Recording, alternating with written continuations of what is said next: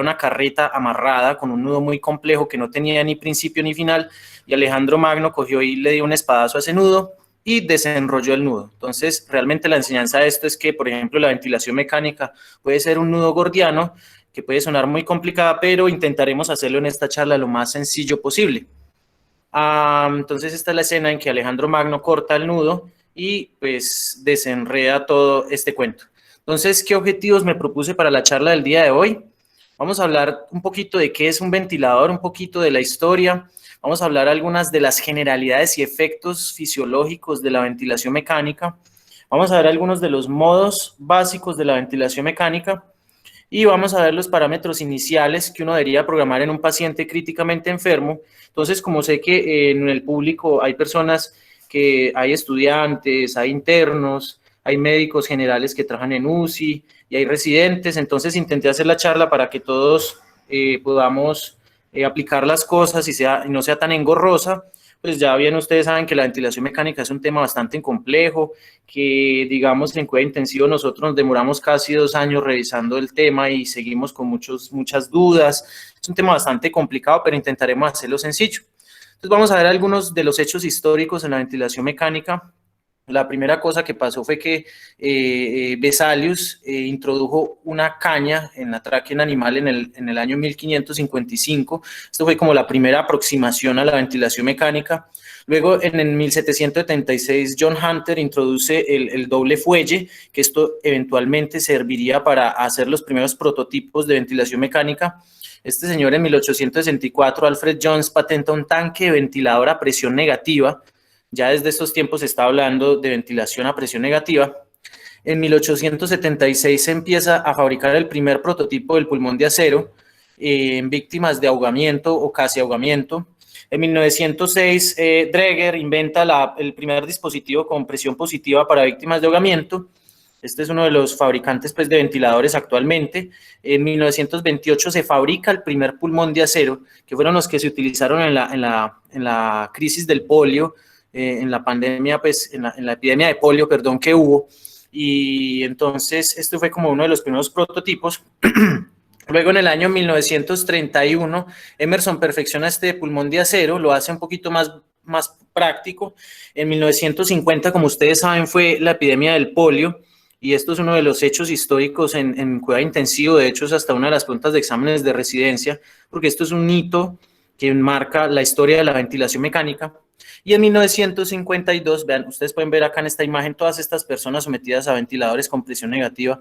Y en 1952, el doctor Lassen en Copenhague introduce la ventilación mecánica con presión positiva. Aquí vemos como una especie de dispositivo bolsa válvula y que lo introduce en una paciente que tiene polio y que está con traqueostomía. Entonces, aquí vemos que empieza la era de la ventilación mecánica a presión positiva y vamos a ver que esto va a terminar finalmente en este dispositivo.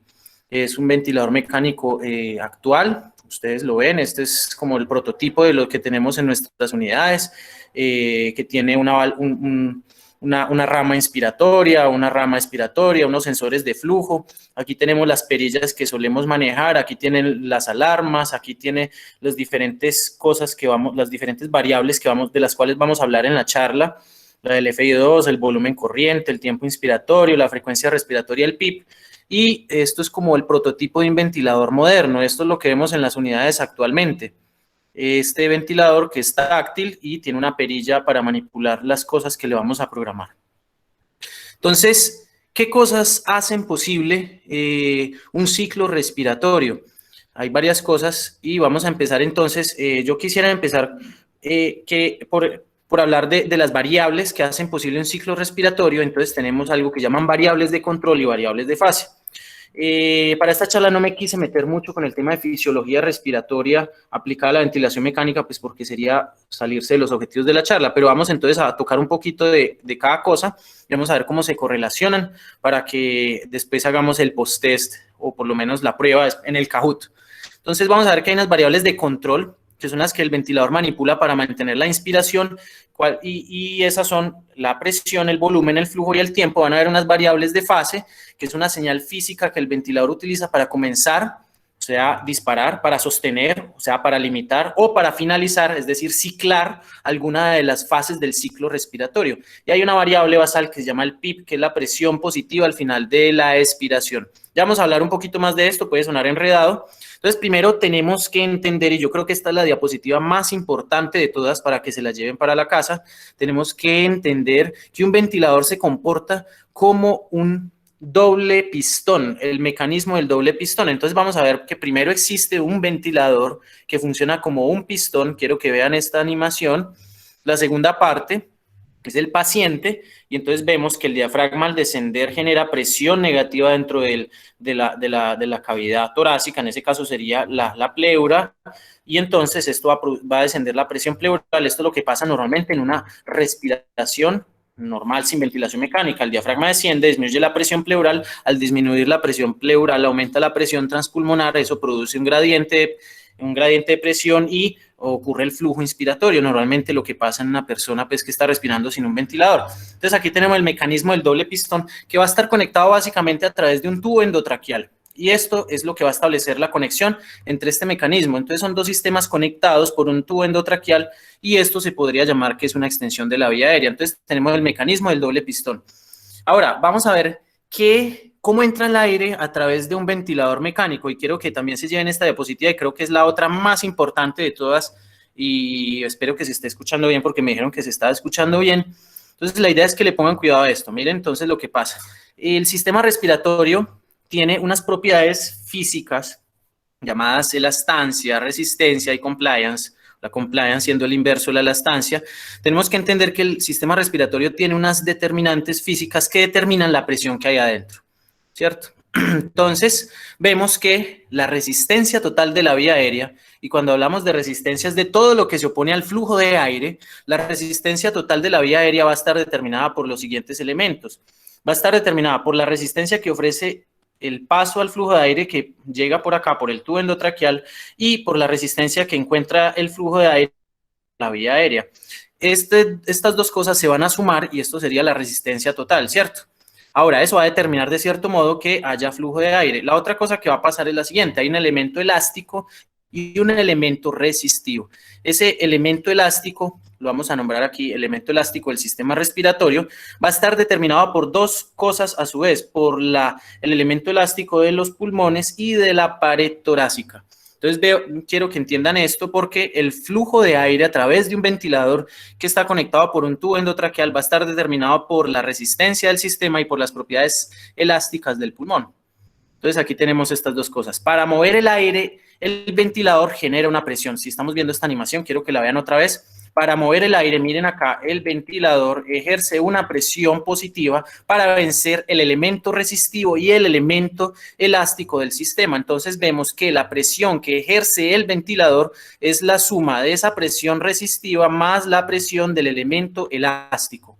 Entonces, esta es una de las cosas más importantes que yo creo que existen en ventilación mecánica y es entender cómo funciona la ecuación del movimiento, que es a lo que le llamaríamos a esto, que esta sería como la ecuación del movimiento resumida, porque no quería enredarlos con la ecuación completa, pero entonces quiero que entiendan esto. La presión del sistema va a ser igual a la presión que va a vencer la resistencia y la presión que va a ser necesaria para vencer el elemento elástico y poder distender esos pulmones.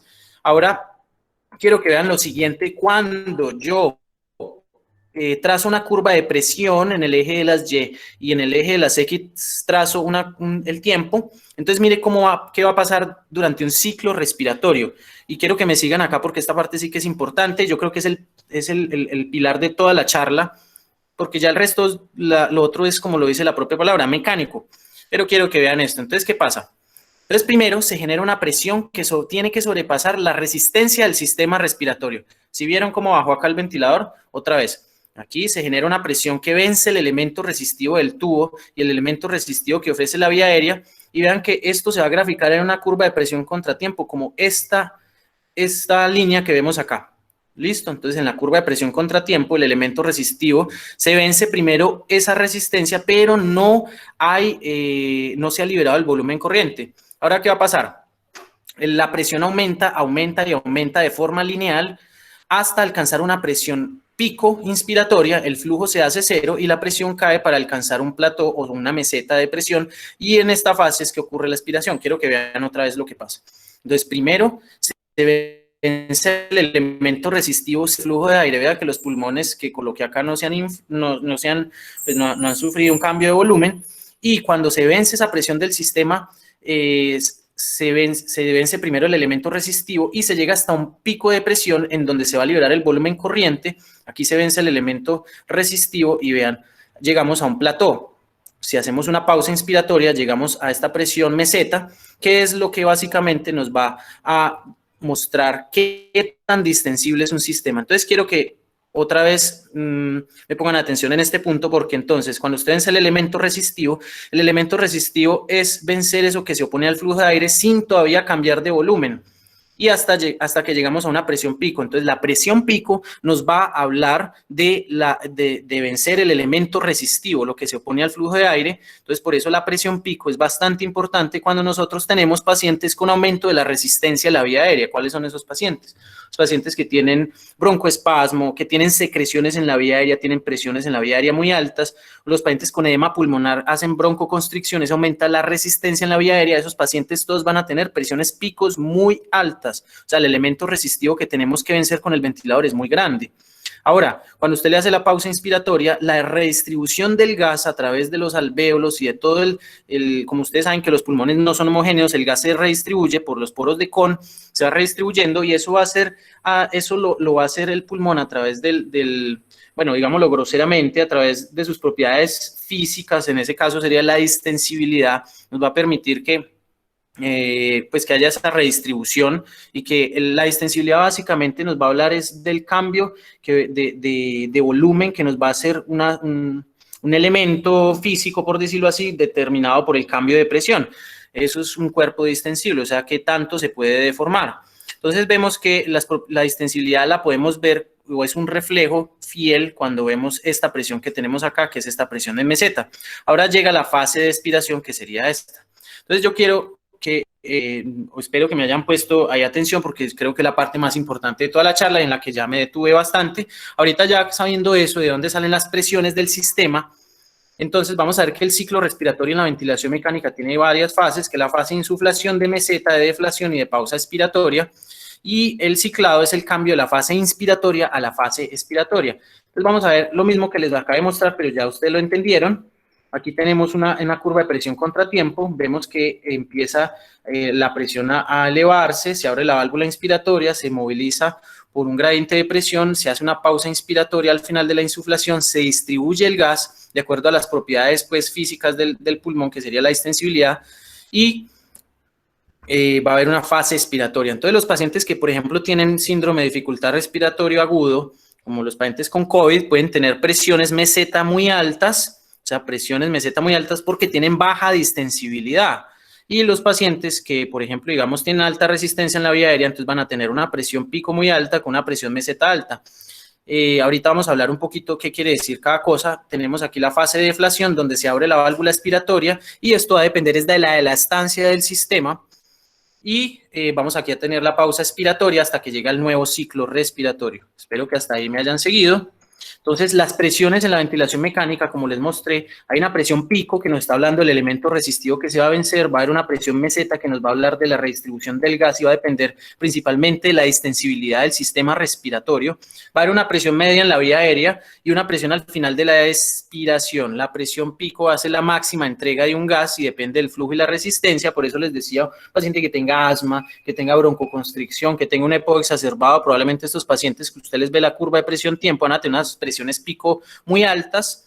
La presión meseta nos va a hablar de cuando ya se está redistribuyendo el gas, se llega al final de la inspiración, se relaciona con la distensibilidad, y la presión media de la vía aérea es la presión media durante todo el ciclo, y normalmente la presión al final de la expiración es cero, pero se vuelve positiva en la ventilación mecánica porque solemos aplicar presión positiva al final de la expiración, o PIP, porque queremos evitar a toda costa que los pacientes nos hagan atelectasias, y uno de los objetivos de la ventilación mecánica es evitar el trauma, o sea, evitar el atelectrauma, el biotrauma y el barotrauma y el volutrauma, o sea, en fin, evitar el bili o la lesión pulmonar inducida por la ventilación mecánica. Entonces, tenemos diferentes curvas en el ventilador, que algunos de ustedes tal vez alguna vez se habrá relacionado con ellas y le parecen de otro mundo, pero realmente son muy fáciles de comprender. Entonces, aquí tenemos una curva de presión contra tiempo. Entonces, aquí tenemos lo mismo, se vence el elemento resistivo, se llega a la presión inspiratoria pico y se llega a una presión meseta, la fase de deflación. Aquí tenemos una curva de flujo. Entonces, digamos, esto es un modo controlado por volumen y vemos que aquí se entrega un flujo muy rápido y esta sería la fase expiratoria.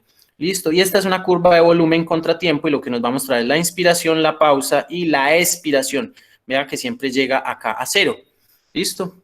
Entonces tenemos estas fases, la presión pico, la presión máxima al final de la inspiración, se igualan las presiones, se cae por redistribución del gas, cesa el flujo y ocurre en esta fase de presión meseta no hay flujo en el circuito ni en la vía aérea y por eso se cree que la presión meseta es un reflejo de la presión alveolar.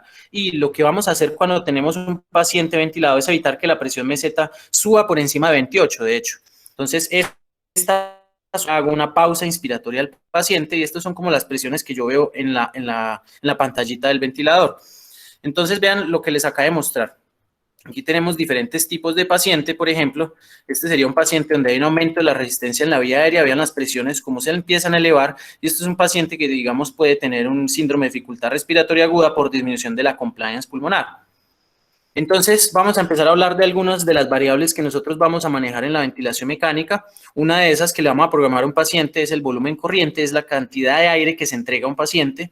Lo fisiológico es más o menos entre 7 a 8 mililitros por kilo, pero en otras condiciones puede variar. Por ejemplo, le puede colocar un paciente de 6 a 8.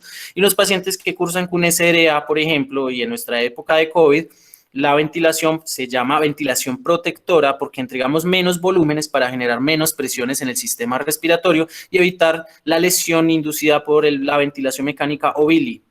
Entonces aquí tenemos, por ejemplo, una curva de volumen-presión, de volumen-tiempo, perdón, y entonces aquí tenemos esta sería lo normal, volumen inspirado y el volumen expirado, y aquí tenemos varias cosas que nos puede hacer interpretar, por ejemplo, cuando vemos un paciente, le vemos el monitor y vemos acá, por ejemplo, digamos que una curva no llegue a cero, entonces que se le fugue el circuito del aire, que haya fuga por el tubo, que haya una fístula broncopleural o lo contrario, cuando se pasa de cero, que haya adición de vapor de agua al circuito, que eso realmente ya es muy raro porque esto ya viene presurizado y realmente funciona. En estas épocas los ventiladores pues no tienen estos problemas. Entonces, otra de las variables que le vamos a dar al paciente es el flujo, que es la velocidad con la que se entrega el volumen y depende del tiempo. Entonces, el flujo inspiratorio pico es el máximo flujo que entrega en un tiempo programado por el ventilador. Hay varios tipos de flujo. Aquí, por ejemplo, tenemos una curva de flujo contra tiempo y aquí vemos cómo ocurre la fase inspiratoria y la fase expiratoria. Listo, las curvas de flujo cambian de acuerdo a cómo yo ventile un paciente. Ya les voy a hablar entonces qué son los modos ventilatorios, porque hay modos ventilatorios controlados por volumen, modos controlados por presión, hay modos duales, hay nuevos modos ventilatorios, hay modos proporcionales, etcétera. Hay muchos modos ventilatorios, pero lo que yo quiero que se lleven para el día de hoy es saber manejar por lo menos los dos básicos que son los que utilizamos. Pero primero sepamos programar las variables. Por ejemplo, la variable del flujo y el volumen corriente la vamos a programar en los pacientes que le vamos a colocar un modo controlado por volumen. Listo. Quiero que se lleven también que el tiempo que le programamos al paciente para que inspire o el tiempo inspiratorio, en algunos ventiladores o se programa el flujo o se programa el tiempo inspiratorio porque son como les dije, el flujo es el volumen que yo le voy a entregar por unidad de tiempo a un paciente. Entonces, si yo se le programa el tiempo inspiratorio, probablemente ya se empiece a programar el flujo solo en el ventilador, como en algunos ventiladores. Entonces, digamos, lo normal de un tiempo inspiratorio, si no tiene usted para programarle flujo a un paciente en el ventilador, le va a programar entre 0.8 a 1.2 segundos. El tiempo expiratorio es lo que dura la expiración y usted siempre debe mantener en estos pacientes una relación IE, o sea, inspiración-expiración entre 1 y 2. Entonces, ya hemos hablado de varias de las variables lo que quiero que se llenen hasta ahora es saber cómo se programa un ventilador por ahora, cuál es el método o por lo menos qué es el mecanismo del doble pistón y ya vamos a seguir viendo algunas de las cositas que tiene la ventilación mecánica. Por ejemplo, otra de las cosas que uno programa es la sensibilidad o el disparo y esto lo que hace es que el ventilador sensa el esfuerzo del paciente y lo que va a hacer es darle una ventilación de acuerdo al cambio de presión en el circuito o al cambio de flujo en el circuito. ¿Qué quiere decir esto? En algunos ventiladores, los modos ventilatorios vienen programados, como les decía previamente, o es controlado o es asistido, o es totalmente espontáneo. Esa es otra forma de clasificar los modos ventilatorios. Entonces, por ejemplo, los modos asistidos son en los cuales el ventilador le da cierto número de respiraciones por minuto a un paciente, pero también le ayuda al paciente a hacer las respiraciones propias. Estos serían los modos asistidos. Y en los modos asistidos el ventilador tiene una variable que llama el trigger o la sensibilidad. La sensibilidad lo que hace es detecta la cantidad de presión negativa que hace el paciente cuando hace un esfuerzo inspiratorio. Entonces, eso hace que el ventilador lo sense y le entrega el volumen corriente, o sensa la caída del flujo dentro del circuito y le da una nueva ventilación. Entonces, así es como funciona un modo asistido en la ventilación mecánica. Cuando usted le programa sensibilidad, o sea, el modo no es controlado totalmente, sino que es asistido y es controlado. Listo, de ahí viene la palabra asisto controlado. Entonces, quiero que también vean acá, y esto es lo que pasa cuando un paciente hace un esfuerzo propio, la curva de presión contra tiempo, como ya vimos ahorita, que les mostré que era la presión pico y todo esto. Entonces, esto es un modo controlado por presión, porque vemos esta curva es un poco diferente. Lo que vemos acá es que el paciente hizo una presión negativa, o sea, hizo un esfuerzo, descendió la presión en el sistema y el ventilador le ayuda a dar su respiración. Entonces, ahorita vamos a ver un poquito de cuáles son los efectos hemodinámicos cuando usted tiene un paciente sometido a ventilación mecánica. Esto es lo que tenemos que saber también, y es que lo que hace la ventilación mecánica a presión positiva es aumentar la presión intratorácica, es decir, aumenta la presión pleural.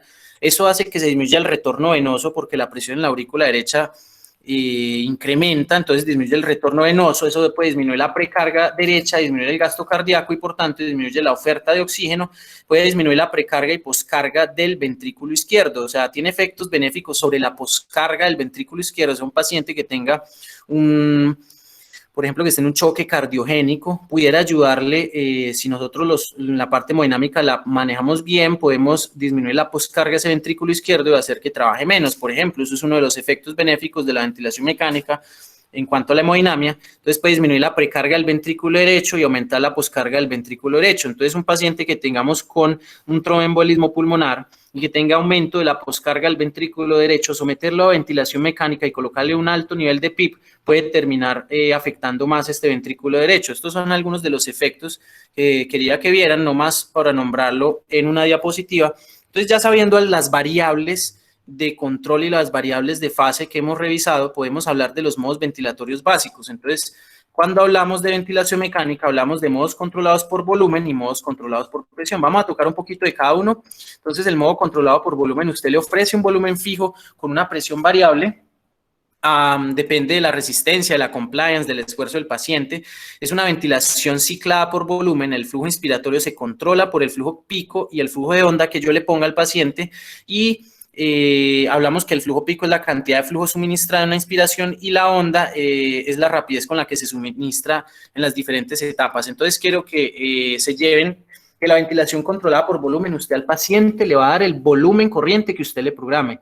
Contrario, la ventilación controlada por presión, el paciente se va a dar su propio volumen corriente y su propio flujo.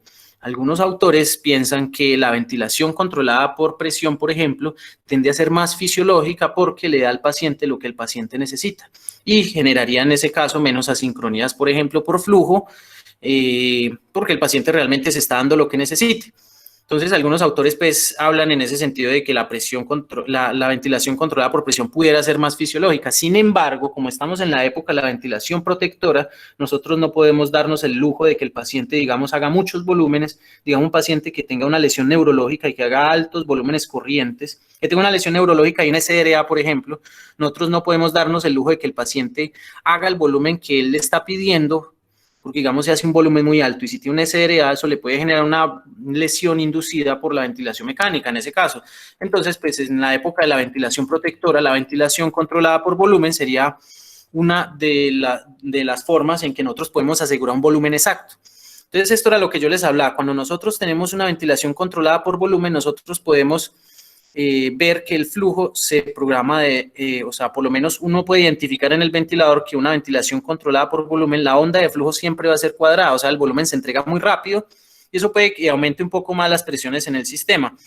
Pero mire, por ejemplo, hay otros tipos de forma de ondas que traen algunos ventiladores. Por ejemplo, esto se llama una onda desacelerada, una onda acelerada y una onda algo sinusoidal. Algunos ventiladores actuales, usted les puede programar la forma de la onda en un modo controlado por volumen, sin embargo, eso ya empezaría a hacer que el modo deje de ser controlado por volumen y se vuelva un modo adaptativo o un modo dual, por ejemplo, digamos, en los ventiladores usuales que tenemos en nuestras UCIs, que son los ventiladores, por ejemplo, digamos, en los ventiladores Dräger, nosotros vemos, por ejemplo, que cuando usted les coloca una opción que llama autoflow, el ventilador lo que hace es desacelerarle la onda y le entrega el flujo un poco más fisiológico al paciente, o sea, no le entrega tan rápido que el paciente se va a sentir pues como muy, o sea, como que le da muy rápido el volumen, sino que lo va a entregar un poco más desacelerado, y eso hace que el paciente se acople un poco mejor, pero entonces ya no sería una ventilación per se controlada por volumen, sino que sería un modo, digamos, adaptativo o modo dual en ese sentido.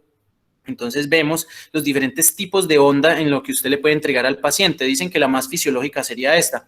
Ahora, entonces aquí tenemos la onda cuadrada, es un flujo constante, la onda desacelerada, y tenemos la onda sinusoidal, que dicen que es la más fisiológica. Quiero entonces, o sea, que se llene el mensaje que uno puede ajustar el flujo para que coincida con la demanda del paciente, es una de las variables que se puede acomodar. Usted puede encontrar que los pacientes, digamos, usted no le da el flujo que necesite y los pacientes pueden hacer esta melladura en la curva de presión contratiempo, y eso significaría que el paciente está haciendo inanición de flujo y le falta flujo.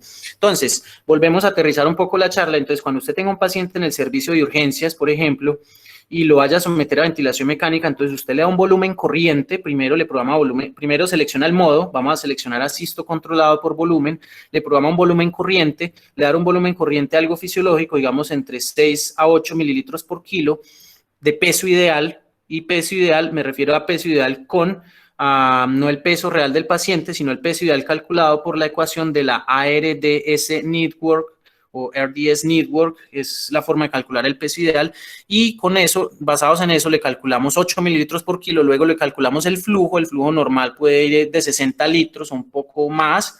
Si es un paciente con asma, pueden ser 100 litros por minuto. Le programamos el tiempo inspiratorio, que puede ir entre 0.8 a 1.2 segundos, y le programamos el PIP. Listo, ahí ya programamos un modo controlado por volumen. Ahora vamos a hablar un poquito de la ventilación controlada por presión. ¿Hasta ahí tienen dudas? ¿Quieren aportar algo?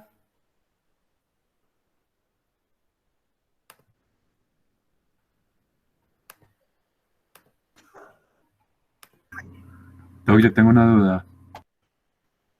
Sí, sí, sí.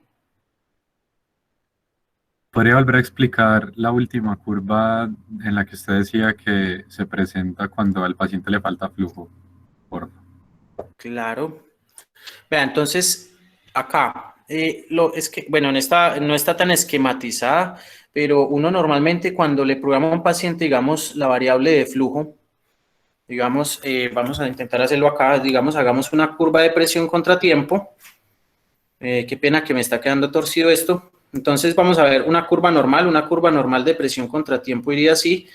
Le hacemos la pausa inspiratoria y esto sería lo que pasa, ¿cierto? Esta sería la presión plató, esta sería la presión pico inspiratoria, que nos habla de vencer el elemento resistivo. Esta sería la presión plató, y esto sería lo normal que ocurra, pero en un paciente que tiene inanición de flujo, o sea que usted le programó muy poquito flujo, entonces vamos a hacer la... ¡Ay, qué pena!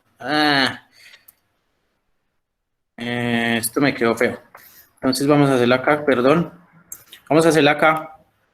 Esto sería lo que pasa. Ocurre una melladura en la curva de presión-tiempo, y esta es la forma, digamos, usted identificar un paciente que pueda tener inanición de flujo. Por ejemplo, en una curva de presión contratiempo, usted probablemente, el paciente esté con trabajo respiratorio, esté con desbalance toracoabdominal, puede que esté peleando contra el ventilador, pero usted ve esta curva de presión contratiempo, usted dice, no, a ese paciente le falta flujo. Entonces, lo que usted debe hacer cuando usted programa a un paciente en modo controlado por volumen es subirle un poco más al flujo. Es básicamente lo que uno hace en un paciente que tenga una inanición de flujo, por ejemplo. Pero eso sería una sincronía y se sale del tema de la ventilación básica, pero está bien que lo sepamos, o sea, por lo menos programan los parámetros fisiológicos. Entonces, bueno, vamos a hablar un poquito de la ventilación controlada por presión. Entonces, aquí hablamos que en la ventilación controlada por presión, nosotros al paciente no le vamos a dar un volumen, sino que lo que el paciente va a hacer, aquí tenemos una curva de presión contratiempo, el paciente va a iniciar la respiración desde el nivel de PIP que nosotros le programemos. Entonces, el paciente, nosotros lo que le programamos es la presión inspiratoria, hasta cuánto el paciente puede aumentar la presión en la vía aérea o cuánto se le puede dar. Entonces, digamos, nosotros le colocamos 25 de presión inspiratoria. Entonces, le colocamos 25, entonces el paciente, digamos, el ventilador le da hasta llegar hasta ese nivel de presión, llega hasta 25 centímetros de agua y hasta ahí le entrega el volumen corriente. No sé si hasta ahí me hago entender. Entonces, en este caso, usted no le está entregando volumen, sino que le está entregando un nivel de presión al ventilador para que le dé el volumen con esa presión.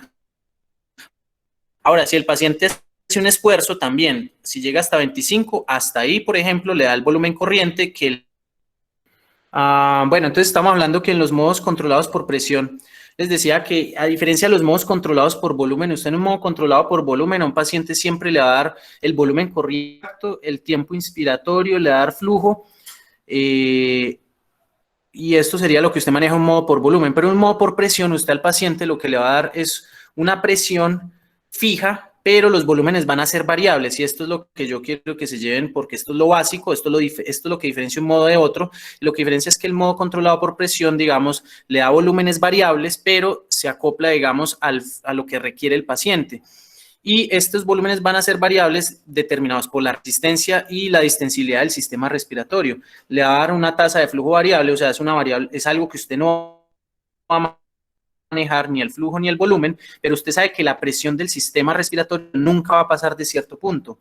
La otra cosa es que el tiempo va a limitar la presión. Entonces, digamos, usted le da un tiempo inspiratorio a un paciente en un modo por presión. Usted le programa presión inspiratoria de 25 y le programa un tiempo inspiratorio, digamos, de 0.8 segundos. Entonces, el ventilador le va a entregar en ese 0.8 segundos, le va a entregar el volumen que el paciente pidió en ese tiempo. Entonces, para usted aumentar el volumen corriente en un modo controlado por presión, usted le debe aumentar el tiempo inspiratorio. Una vez alcanzado el tiempo inspiratorio, se detiene la inspiración. Entonces, esto sería como algunas de las diferencias con el modo controlado por volumen. Y aquí vemos...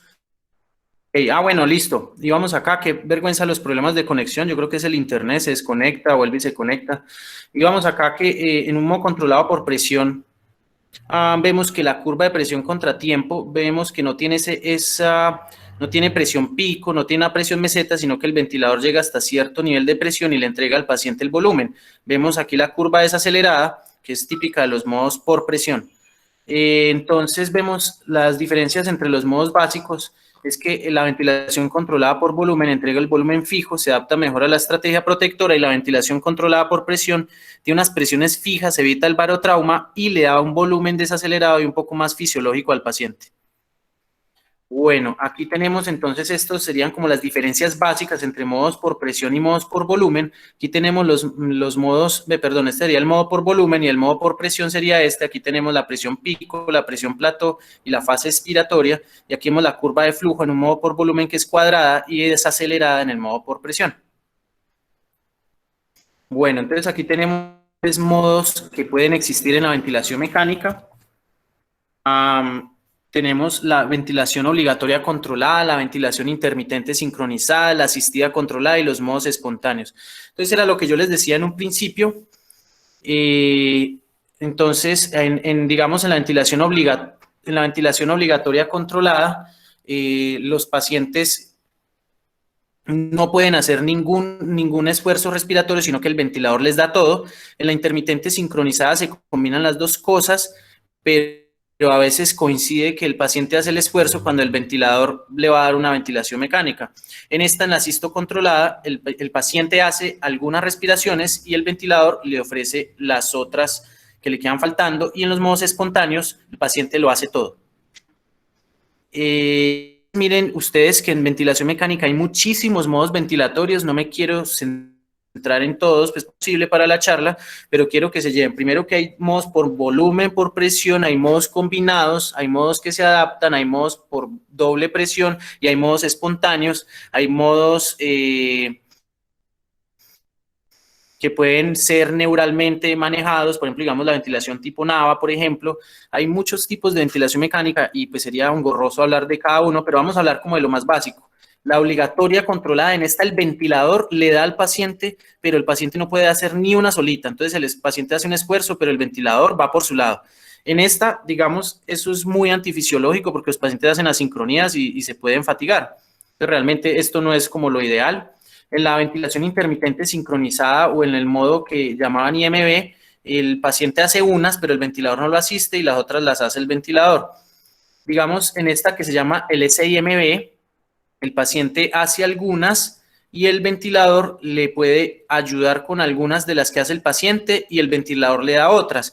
Entonces, digamos, este modo se utilizaba antes para destetar a los pacientes de la ventilación mecánica, pero eso ya no se utiliza porque demostró que los pacientes pues, se quedaban con más tiempo de ventilación mecánica, o sea, eran de difícil winning de la ventilación mecánica. Tenemos entonces, digamos, aquí tenemos, digamos, uno de estos modos ventilatorios, como lo que les decía. Entonces, digamos que en uno de estos, el problema, digamos, del SMB, que era el modo que les decía anteriormente, cuando el paciente hace la inspiración y coincide con la que le da el ventilador, eso puede generar asincronías, y por eso estos modos ya no se suelen utilizar. Hay otra cosa que es la ventilación asistocontrolada. Hasta ahí me escuchan. Ya me psicoseé con lo del que se desconecta cada rato. ¿Ahí vamos bien? Sí, señor. Bueno, listo. Qué pena. Entonces, en la ventilación asistocontrolada, por ejemplo, digamos, esta está disponible en los modos por volumen y por presión, es lo que traen casi todos los ventiladores modernos.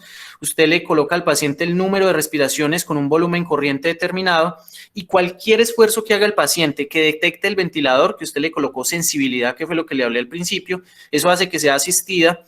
Entonces, cualquier esfuerzo que haga el paciente, el ventilador lo asiste para que logre ese volumen corriente. Listo, esto sería lo que hace una ventilación asistocontrolada. Esta la hizo el paciente, esta la hizo el paciente y acá se genera una presión negativa, el ventilador lo detecta y le asiste al paciente para que logre ese volumen corriente. Entonces, esta sería la ventilación asistocontrolada. Tenemos los modos espontáneos y, digamos, tenemos este modo que se llama ventilación con presión soporte. Lo que hace es asistir la actividad muscular, mejora la eficacia del esfuerzo del paciente. La tasa de volumen y flujo son variables, se cicla por flujo. Entonces, lo que pasa es que es un modo, digamos, espontáneo, en donde el paciente puede mantener una presión constante en la vía aérea llamada CPAP. Nosotros le vamos a programar un nivel de PIP a ese paciente y le vamos a dar algo que se llama presión soporte. O sea, el paciente es el que hace la respiración y el ventilador le va a ayudar un poquito. O sea, esto es un modo espontáneo, ¿listo? Entonces, esto es a lo que le vamos a llamar ventilación CPAP con presión soporte. CPAP porque le vamos a poner un nivel de PIP, que es el del que va a partir el paciente va a hacer una presión negativa en el circuito y al hacer el esfuerzo respiratorio, el ventilador le va a ayudar un poco para lograr un volumen corriente variable, que es lo que le va a pedir el paciente, y lograr una presión inspiratoria. Entonces, esos básicos que quería mostrarles, esta es una tabla comparativa, los modos de presión soporte más IPAP, el SIMV, el modo por volumen y el modo por presión. Estos son otros dos modos que no los voy a enredar. Los modos duales, que serían el APRB y el BiPAP. Por ahora no es, pues el BiPAP es importantísimo, pero pues en este momento no lo vamos a tocar. Y el APRB pues otro modo que cayó un poco en el olvido por estos días, pero que tiene mucha importancia, sobre todo en SRA, pero tampoco lo vamos a tocar el día de hoy. La idea es que se lleven lo básico, que sepamos programar un ventilador. Entonces, ¿cómo vamos a programar un ventilador? Estas son las variables, vamos a programarlo asistocontrolado por volumen porque es más fácil todavía para nosotros. Le vamos a programar una FiO2 mayor al 21% para que el paciente sature lo suficiente. Estos cuadritos los sacamos del taller que hicimos de habilidades técnicas en la Universidad Tecnológica de Pereira. Esperamos este año poder hacer otro taller y que ustedes todos asistan. Este fue el taller que hicimos de ventilación mecánica. Entonces, estas diapositivas ya las teníamos pues hechas para eso. Tenemos otra de las cosas que le vamos a programar al paciente, es programarle un volumen corriente de 6 a 8 mililitros por peso ideal en el paciente sin SRA, y en el paciente con SRA le vamos a programar entre 4 y 6, pero 4 sería muy ultra protector. La idea sería programarle 6, empezar con 6 mililitros por kilo. El disparo, esto sería la sensibilidad. Si yo no le dejo disparo al modo ventilatorio, el modo ventilatorio se va a quedar como obligatorio controlado. Entonces, vamos a programar una sensibilidad más o menos de 3. El PIP, lo normal sería de 5 a 8. A veces es muy común escuchar en las unidades de cuidado intensivo el PIP fisiológico. Realmente el PIP fisiológico no existe porque nosotros respiramos a 0 PIP. pero pues en las unidades de cuidado intensivo evitamos las atelectasias y como los pacientes están acostados acumulando líquidos y todo esto tienden a hacer atelectasias, entonces hay que dejarles el PIP para evitar el atelectrauma, que es una de las causas de Billy. Lo otro es que le vamos a dar una frecuencia respiratoria para tener un CO2 normal y un flujo de 60 litros por minuto, que sería para iniciar, pero en los pacientes asmáticos le podemos dejar hasta 100 litros por minuto y para que tenga una relación IE de 1 a 2. Aquí tenemos unos pasos básicos que quiero que también se lleven para todos. Entonces, lo que vamos, cuando tenemos un paciente en urgencias, que le vamos a programar la ventilación mecánica, ¿qué vamos a hacer de primero? Paso 1, le vamos a medir la talla. Vamos a calcular el peso ideal. ¿Cómo lo calculamos? Busquen, por favor, en internet o en Google, podemos buscar la fórmula. Es muy fácil, de peso ideal del ARDS Network. Vamos a buscar la fórmula de peso ideal y con la talla del paciente le calculamos el peso ideal. Ahora, le vamos a programar modo asisto controlado, le aplicamos de 6 a 8 de peso ideal de volumen corriente, le aplicamos una FDO suficiente para una saturación normal, aplicamos un PIP de 5 a 8 y le ponemos un flujo de 60 inicial. Luego en el paso 3 vamos a monitorizar el paciente, vamos a ver las presiones en la vía aérea y luego de eso vamos a tratar la causa que lo llevó al paciente a la intubación, vamos a darle un poquito de analgesia, de ansiolisis y vamos a monitorizarlo por todos los efectos hemodinámicos que tiene la ventilación mecánica. Hasta ahí me sigue, no se ha desconectado todavía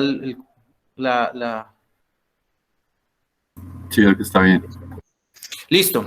Entonces, cuando tenemos un paciente, digamos, en un servicio de urgencias que tiene un SDRA, por ejemplo, digamos, vamos a intubar un paciente, bueno, acabamos de intubar un paciente COVID o un paciente que tiene un SDRA de otra causa, entonces también vamos a hacer lo mismo, medimos la talla del paciente, le calculamos el peso ideal, luego programamos el modo asisto controlado y le ponemos de volumen corriente 6 mililitros por kilo de peso ideal, le aplicamos un PIP inicial. Puede ser por algo que llama tabla de PIP FIO2, que también se me sale de la charla, pero estaría bueno que lo buscáramos. Entonces, de acuerdo al FIO2 que necesite ese paciente, le puedo colocar un nivel de PIP necesario, digamos, en ese caso, digamos, si es un SDRA, entonces sería la tabla de PIP FIO2, se sale de los saber cuál es el PIP ideal de un paciente y la palabra ideal también me parece un poco salida de los cabellos, pero bueno, no es la idea discutirlo ahora, pero bueno, vamos a darle siempre una programación inicial. En este caso podemos empezar con 5 a 8, 8 en ese caso, digamos, de un SDRA, pero hay que tener en cuenta que hay una tabla de PIP FIO2 para colocarle el PIP a ese paciente, como se hace en muchos de los estudios, o le vamos a hacer alguna maniobra en el ventilador para calcularle el PIP ideal, ya sea una curva de presión-volumen, una mecánica respiratoria, etcétera, etcétera. Y en el paso 3, en estos casos, y quiero que se lleven también esto para la casa, porque la ventilación mecánica es algo que le pertenece a todas las personas encargadas del paciente, desde el jefe de enfermería, el médico, el terapeuta, el intensivista. Tenemos que evitar dañar al paciente con un ventilador, porque un ventilador es un arma de destrucción pulmonar, digámoslo así, si no lo sabemos manejar. Entonces, nosotros sabemos que estamos protegiendo un pulmón cuando la presión meseta, lo que les dije al principio, cuando la presión meseta es menos de 28, cuando la presión de conducción, que es restar la presión meseta menos el PIP, o sea, el driving pressure, es menor de 14, o nosotros tenemos un poder mecánico, por ejemplo, menor de 17, o tenemos algunas otras variables para monitorizar, sabemos que estamos protegiendo al paciente inducida por la ventilación mecánica.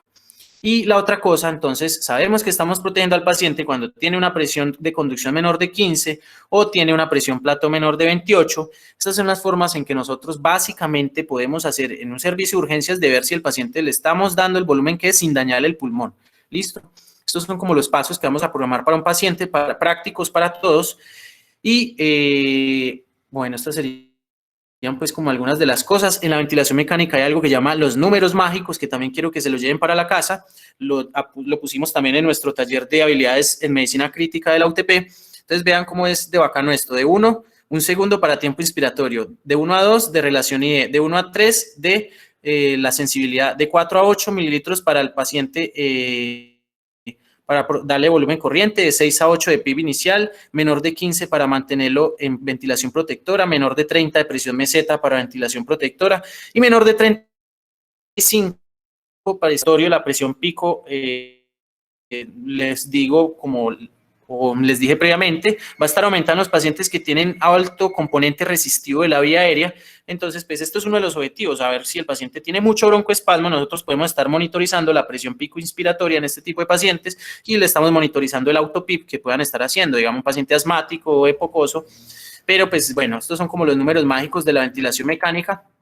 Y cuando usted tenga un paciente ventilado, y si no anda bien algo con ese paciente y usted está en urgencias y usted no sabe a quién llamar, siempre dope. Y no me refiero a dope, póngale midazolam como hacemos, bueno, hacíamos un paciente asincrónico, digamos, de la ventilación mecánica, pásale un bolo de midazolam. Eso es una conducta que realmente está muy incorrecta y no es dopar en ese sentido. Es más bien dopar de pensar en este orden de ideas que sería ver si el tubo está desplazado, ver si está obstruido, ver si el paciente tiene dolor y tiene una asincronía, y las asincronías son muchas. Entonces, estas son las cosas que tenemos que ver. Entonces, si algo no anda bien con su paciente ventilado, dope. ¿Qué es dope? Pues mire si el tubo está desplazado, auscúltelo, revise la radiografía de tórax, mire que no haya estar tapado de secreciones. Usted sabe que tiene secreciones, pues obviamente porque usted puede ver en las curvas del ventilador.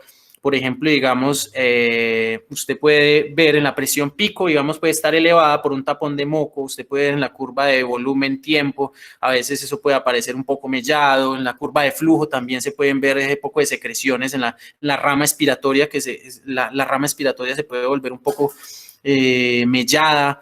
Usted puede ver en la desconexión del equipo, también puede generar problemas en la ventilación mecánica. Entonces, revise que no tenga fugas, revise que todos los circuitos estén bien conectados, que el sensor de flujo del ventilador esté funcionando, porque estos ventiladores pitan cuando el sensor de flujo está malo, por ejemplo. Entonces, esta es la mnemotecnia que debemos utilizar siempre que algo no ande bien. Entonces, en las conclusiones de la charla, tenemos que tener en cuenta, primero, que la ventilación mecánica es una terapia de soporte, no es una cura. Lo que hacemos nosotros cuando aplicamos ventilación mecánica es disminuir la entropía de nuestros pacientes, como hemos dicho en charlas previas. Se supone que nuestros pacientes críticos tienen altos niveles de entropía y tienden al desorden y se van a morir. La muerte es entropía, y lo que hacemos es con la ventilación mecánica disminuir el consumo energético. Entonces, con eso tenemos que tener en cuenta que la programación inicial de la ventilación es clave para el manejo exitoso. Siempre recordar que el paciente no se debe acoplar a la ventilación, sino al contrario. Esto es otra de las cosas que tenemos en la cabeza en las UCIs, y es que el paciente está acopladito al ventilador. Eso realmente no es una forma correcta de decirlo, sino que más bien nosotros debemos acoplar el ventilador al paciente, a las demandas del paciente, no al contrario. O sea, es que a veces somos un poco paternalistas y hasta en esto lo vemos. Entonces, eso evita las asincronías, evita que el paciente tenga disconfort. Y bueno, esto es otra de las cosas. Y lo otro es una programación errónea del ventilador, puede ser mortal. Entonces yo creo que estas eran como las cosas que les quería contar hoy. Qué pena los errores de conexión.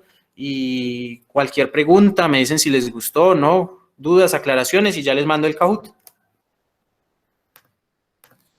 Muchas gracias, doctor. Yo tengo una pregunta. ¿Uno cuándo elige darle una controlada por presión o cuando una controlada por volumen? Bueno, no, es que eso era lo que les decía, o sea, no hay ningún modo que sea superior a otro, ¿cierto? Pero entonces hay cosas clínicas, y usted, qué pena volver a utilizar la palabra que solemos sacar de la vieja confiable, pero sí, o sea, hay que individualizar cada caso. Entonces, digamos, usted tiene un paciente que está haciendo asincronías de flujo y que usted está con un modo por volumen, por ejemplo. Entonces, usted esperaría, bueno, usted puede intentar organizarle variables del ventilador, pero usted le pudiera, esos pacientes que hacen asincronías de flujo fácilmente, usted le puede colocar un modo por presión y se puede acoplar mucho mejor a ese modo. Pero no hay una cosa que sea indicación de la otra. Es cada caso muy individual. Por ejemplo, digamos un paciente que tenga un SDRA, pensaría en ese orden de ideas que en un paciente que tenga un SDRA, usted le tiene que dar un volumen corriente exacto para evitar que se aumenten las presiones en la vía aérea y darle una ventilación protectora. En ese caso, pudiera ser un modo controlado por volumen. Pero entonces aquí esto es también controvertido. En las guías de SDRA hablan de ventilación protectora con volúmenes corrientes de 6 mililitros por kilo menos. Entonces, en ese caso sería un volumen control. Digamos, antes hablaban en niños hablaban que los niños se les dábamos por presión, por ejemplo. Puede ser. Digamos, los pacientes con trauma craneoencefálico severo, hay que darles un modo controlado por volumen, y esto sí es, qué pena decirlo, absoluto, porque hay que controlarles el paciente neurocrítico, hay que controlarle muy estrictamente el CO2. Entonces, digamos, el paciente neurocrítico debemos mantenerlo estrictamente entre 35 a 40 milímetros de mercurio de CO2. Entonces, digamos, en el modo por volumen, que manipulamos muy bien esa variable del volumen minuto para dejar el CO2 en su punto, digamos, en los pacientes neurocríticos, un modo controlado por volumen es absoluto. ¿Qué más? Es individualizar un poco el caso. Yo quería traerles esto era para relacionarnos un poco más, digamos, con el modo con volumen, que es muy fácil de programar, pero pues cada caso es muy individualizado y etcétera. No sé qué otra pregunta tengan. Juan, que te permiten aquí meter la cuchara un momentito también para aclarar un punto ahí importante. Hay un escenario muy común en el cual a veces tenemos que emplear pacientes y pacientes con situaciones diabéticas. Ese paciente con situaciones diabéticas pues tiene usualmente una acidemia metabólica y su respuesta compensatoria va a ser la hiperventilación. Pacientes que van a estar tratando de respirar un poco más rápido y con un poco más de profundidad, con un volumen de corrientes más altos, tratando de compensar su acidez. Ese grupo de pacientes específicamente es recomendable ventilarlos de forma inicial. Si no hay otra comorbilidad asociada, si no es un paciente que tiene una patología respiratoria, en modos controlados por presión, por lo menos de forma inicial, porque son pacientes que cuando uno empieza a controlar por volumen, esa sed de aire que tiene el paciente porque está intentando fisiológicamente compensar su acidez metabólica, pues va a hacer que se ponga así crónico si yo lo pongo en un modo controlado por volumen. Si yo pongo a ese paciente en un modo controlado por volumen, lo limito a un volumen de 6 a 8 mililitros por kilo, a un paciente que tiene acidez metabólica severa, que fisiológicamente está tratando de compensar con volúmenes más altos, pues es muy probable que el paciente se ponga sincrónico. Entonces, uno con frecuencia encuentra pacientes con acidosis metabólica, que aquí estoy poniendo el ejemplo de la situación diabética, que es un ejemplo frecuente, una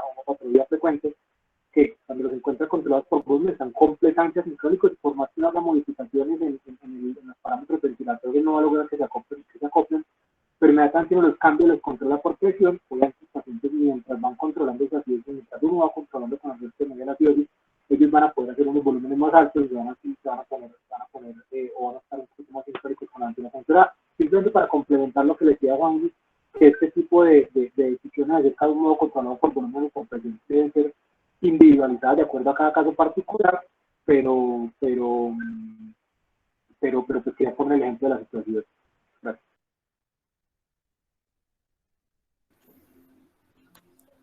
Sí, exacto, tiene toda la razón, Pipe, sí. Los pacientes que, pues, digamos, ese caso me parece que es muy puntual, el de la cetoacidosis, parece bastante bien acertado en ese orden de ideas. Los pacientes hacen volúmenes corrientes muy altos y estaría bueno, sí.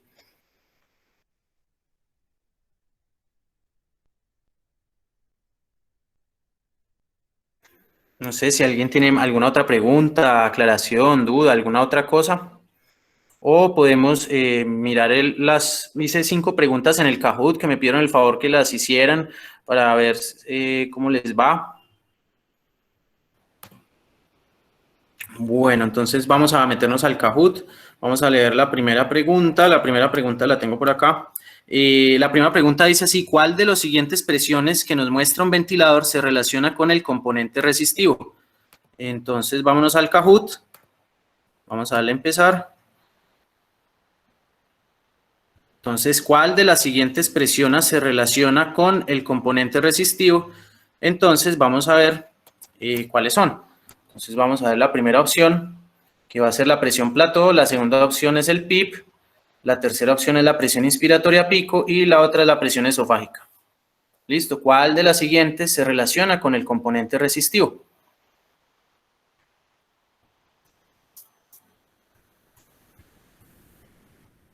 Son solo 5 preguntas, nomás para ver qué tanto atención me pusieron.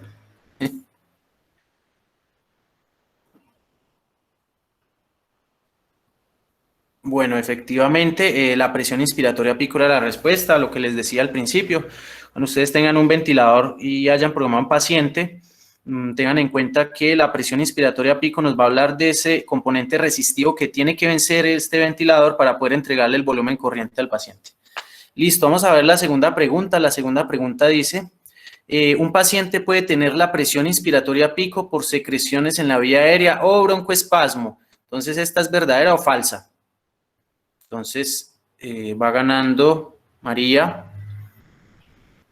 Y esta es verdadera o falsa. Un paciente puede tener la presión inspiratoria pico por secreciones elevadas, o sea, presión pico elevada por secreciones o aumento de la resistencia. ¿Eso es verdadero o es falso? También está fácil. La idea no es preguntar cosas difíciles, sino lo que dijimos ahorita en la charla.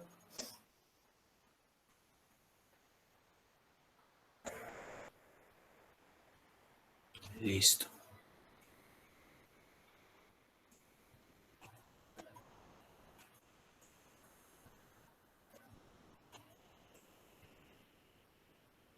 Listo, muy bien, es precisamente eso, listo. Paciente con alta resistencia en la vía aérea o con secreciones o que el tubo esté acodado, que es lo que también siempre tenemos que ver. Si el paciente está con presiones altas en la vía aérea y el tubo está acodado, esa es la razón por la cual está así. La otra pregunta que vamos a ver es la siguiente. Aquí la tenemos. ¿Cuál presión nos habla de la distensibilidad del sistema respiratorio? Entonces, que les había dicho ahorita, ¿cuál de las siguientes opciones nos va a hablar de la distensibilidad del sistema respiratorio? Normalmente ocurre cuando se le da el disparo al paciente y si el paciente tiene baja distensibilidad y le estamos dando mucha presión, esa presión se va a elevar. Y si da más de 28, le puede romper el alvéolo, por ejemplo. ¿Listo?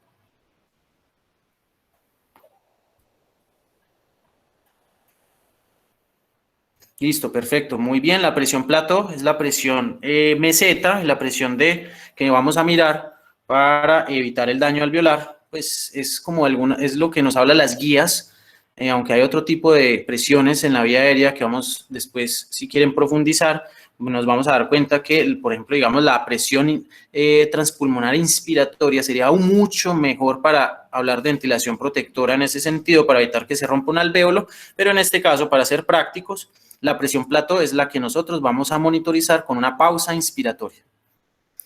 Y por último, creo que tenemos la última pregunta, son poquitas. La última pregunta, bueno, no, me faltan dos, qué pena. Es una meta de ventilación protectora excepto, entonces ya vamos a ver los exceptos, es una meta de ventilación protectora excepto, entonces vamos a tener presión plató menor de 28, driving pressure menor de 14, PIP mayor de 20 y poder mecánico menor de 17 joules minuto. Aquí pudiéramos generar discusión sobre alguna de las cosas, pero pues intenté ser muy conciso. Esto también lo dije en la charla. Cuando tenemos un paciente ventilado, recuerden que debemos monitorizar varias cosas y es evitar que se aumente la presión en la vía aérea, evitar el atelectrauma, el barotrauma, el volutrauma y en fin, el bili. Eso, perfecto. Esta vaina no está en la ventilación protectora. Y me queda esta última. ¿Cuál es el mejor modo ventilatorio? Entonces, esa es la otra pregunta, si es por presión, si es por volumen o realmente no hay evidencia que uno sea mejor que otro. Entonces va ganando JFUNK. ¿Cuál es el mejor modo ventilatorio? Esta está muy fácil, también ya lo discutimos. Los controlados por volumen, los por presión, los duales o no hay evidencia que uno sea mejor que otro. Esta está muy fácil.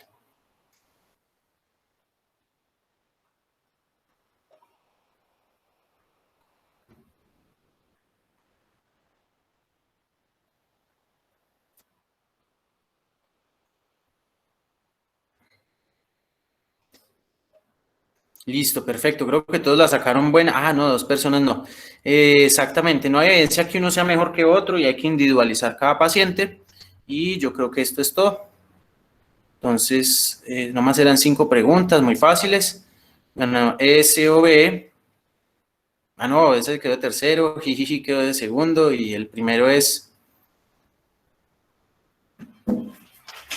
JFNK. ¿Listo? Muchas gracias a todos por haber asistido. Espero que hayan aprendido alguna cosa y espero poder dar alguna otra charla. Qué pena los problemas de conexión. Muchas gracias. Muchas gracias. Estuvo muy buena la charla y gracias a todos por la asistencia. Gracias, doctor. Muchas gracias, doctor.